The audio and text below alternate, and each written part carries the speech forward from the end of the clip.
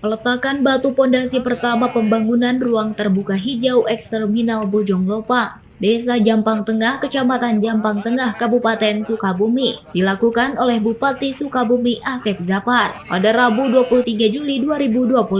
Peletakan batu pertama ini disaksikan Ketua DPRD Kabupaten Sukabumi dan Forum Pimpinan Kecamatan dan tokoh masyarakat Jampang Tengah. Dalam ruang terbuka hijau ini juga dibangun taman bermain dan fasilitas olahraga di atas lahan 7.500 meter persegi.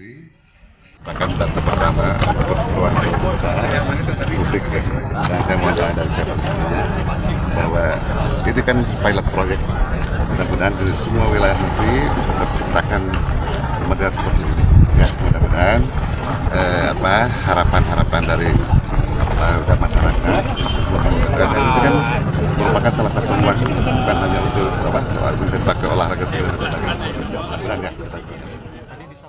Dibangunnya ruang terbuka hijau ini sangat bermanfaat bagi masyarakat menjadi ikon Kecamatan Jampang Tengah yang didukung dengan berbagai fasilitas. Dari Kecamatan Jampang Tengah, Kabupaten Sukabumi, Iqbal Bakar, Tim Liputan MGS TV melaporkan.